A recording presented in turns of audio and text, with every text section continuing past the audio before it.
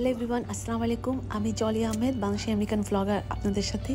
আশা করি আপনারা যে যেখানে আছেন নিশ্চয়ই আল্লাহর রহমতে ভালো আছেন।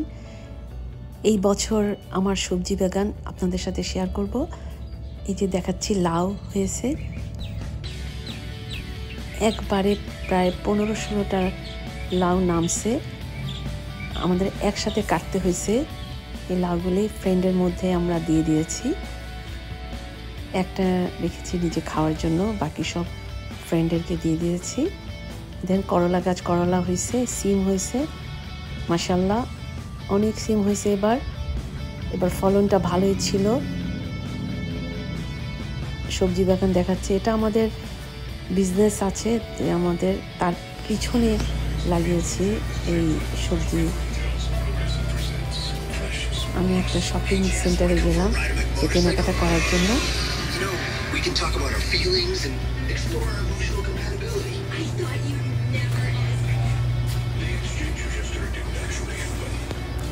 আপনারা সবাই কেমন আছেন? আমাদের ফ্লোরিডাতে প্রচণ্ড গরম, গরমে গাছ নষ্ট হয়ে যাচ্ছে। কখনো 100 ডিগ্রি থাকে, কখনো 106 ডিগ্রি থাকে। এই যে দেখেন সিম পেয়েছি, এটাও সব ফ্রেন্ডের মধ্যে দিয়ে দিয়েছি সবাইকে।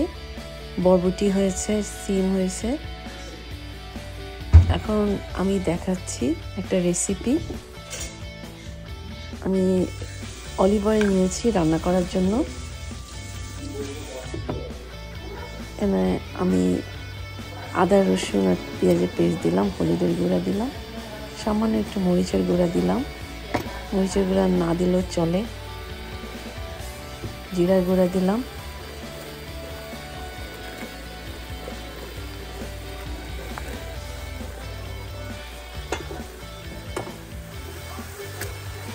চিংড়ি মাছ দিয়ে, এটা হলো ধরা চিংড়ি মাছ। এই চিংড়ি মাছ দিয়ে আমি এই লাউটা রান্না করব, গাছের লাউ। লাউগুলো আমি দিয়ে দিলাম, এর মধ্যে পানি দিয়ে দিব। নামানোর আগে ধনেপাতা আর কাঁচামরিচ, খুব তাড়াতাড়ি সফট হয়ে যায়। 10 মিনিটসের মধ্যে রান্না হয়ে গেছে।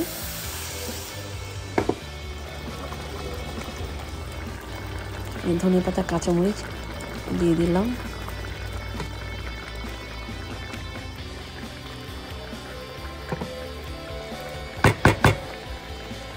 লাউ খেতে খুবই মজা। আর আমি একটু চিংড়ি মাছের দো পেঁয়াজি করছি। এখানে 2টা পেঁয়াজ কেটে নিয়েছি।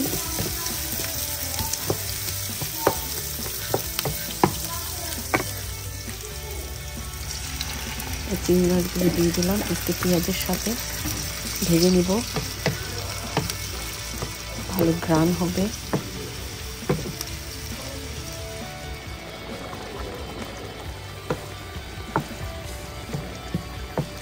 দেখুন, এখন আমি আদা, রসুন, পেঁয়াজের পেস্ট, মরিচের গুঁড়া, জিরার গুঁড়া, হলুদের গুঁড়া দিয়ে, চিংড়ি মাছ বেশিক্ষণ রান্না করতে হয় না, খুব তাড়াতাড়ি নামায় ফেলবো।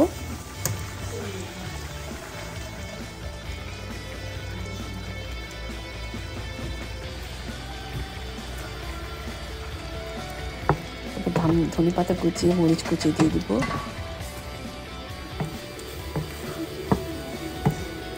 এটা একদম দেশি চিংড়ি মাছের মতো।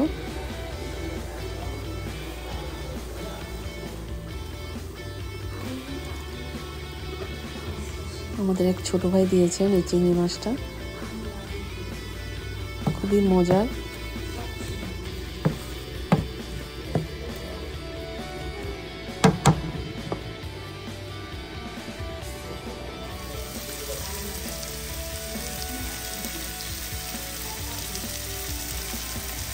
কলা ভর্তা করবো, এটা কাঁচা কলা ভর্তা। আজ এ পর্যন্তই, আল্লাহ হাফেজ।